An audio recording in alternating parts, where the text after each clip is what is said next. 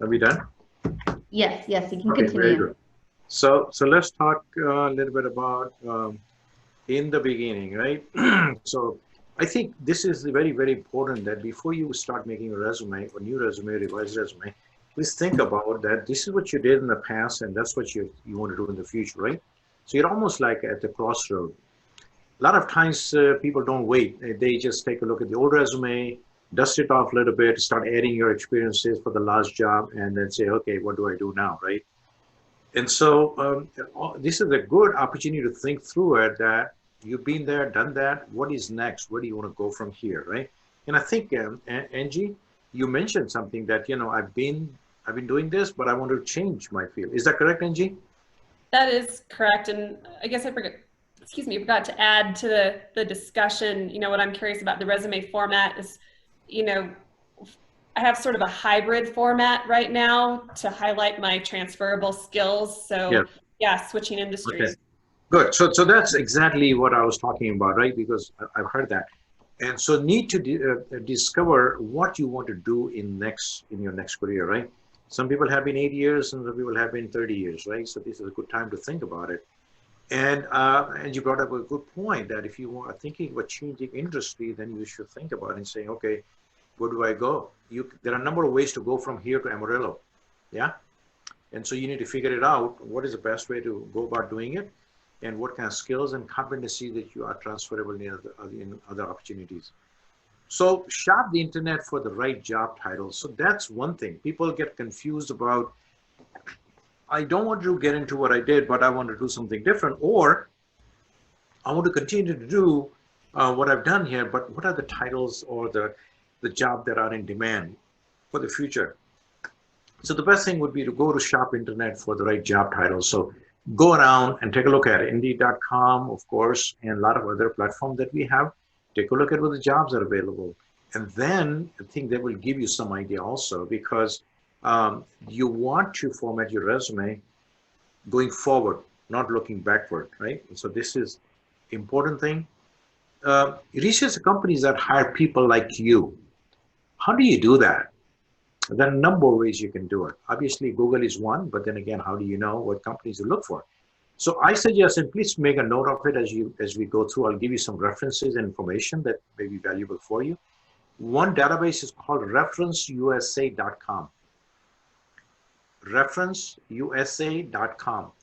If you're a member of the Harris County or Houston County Library, then the database is available to you and you can get it. And Greg, I think you can probably online become a member of any of these libraries, and I'm sure that you can access that information as well.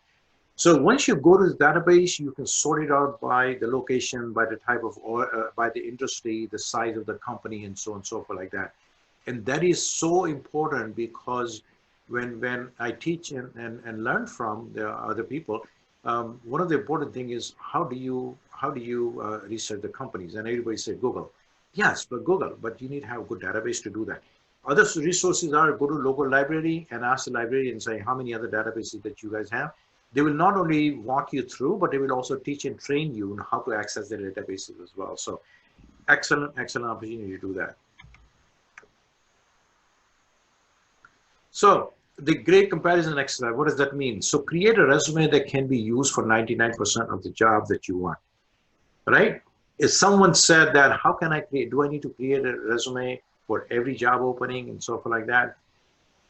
You can if you have a good management system, right? For which job did you apply?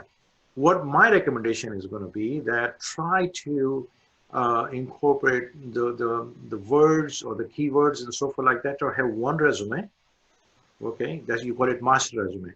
However, you can always tweak that resume a little bit here and there by looking at the job description that you can have, and we will address that issue also, so you can have one particular resume. But and ideally, it's sometimes very hard to take that one particular resume, master resume, and apply for 3 different jobs. So we will address that issue in just 1 minute. So the key thing in the resume is what? The keywords, right? So discover the keywords that will attract your target audience and keep them reading. And how do you get the keywords? And this is what we talked about, is that go back to the job search, um, the title of the that you want to work for in future. Look for the companies and look for the job descriptions of the companies for the website, right? Search those companies that they're looking for people like you, obviously, and that is going to be important. So what are the kind of things you'll be looking for in the job description? You know, what kind of skills they're looking for, what kind of competencies they're looking for, what kind of experience you're looking for, and what specific areas they're looking for. Okay, these are the targeted companies I'm talking about. So here's the way to do it, the practical way to do it. Find 3 job descriptions for your perfect job. Okay? Print out or lay it out on your computer if you can, all 3 job descriptions. If you're going to print it out, make sure you have a yellow highlighter. Spread them out and find the skills and experiences that are common across all 3 of the job descriptions. Take a yellow highlighter, identify the things that are in common.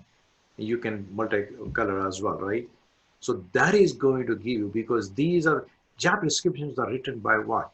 People like you and I, right? With blue veins and red blood inside.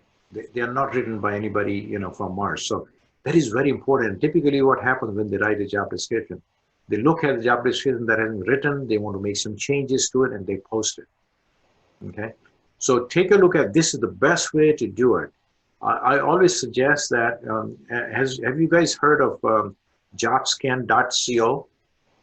Maybe you can say yes or no through the chat line, and Jason can answer this question for us, right? Jobscan.co. Okay, not com.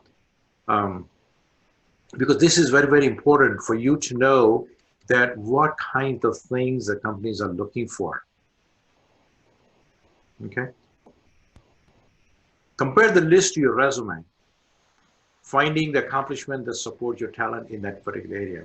So guess what happened? Now you have 1, 2, and 3 job descriptions of a company, and then you have highlighted all those skills that they are looking for.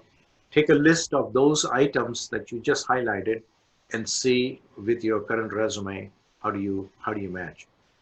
And do you remember when we talk about those ATS compliant resume and they're looking for keywords, that you're doing it in a manual way, essentially. So you're looking at this is what the companies are looking for, but you know, in your resume, you can actually do percentage calculation too. Maybe you get 20%, or you got 100%, or you got 50% of the keyword that are on your resume. And that's the way to do it. So let me explain to you, those of you who have not used the jobscan.co, it's a website, and it's free for 5 attempts, first of all. What you do is you upload your resume to the left-hand side, you upload your job description to the right-hand side, and through the algorithm, it will give you a score. It will give you a score how many of the keywords that they are looking for are in your resume. If it is a lower score, that means that you need to do some homework and figure out what are the things. We just walked through it, right? What are the things that are not in your resume? And if you get a higher score, that means majority of the keywords they're looking for are in your resume. All right.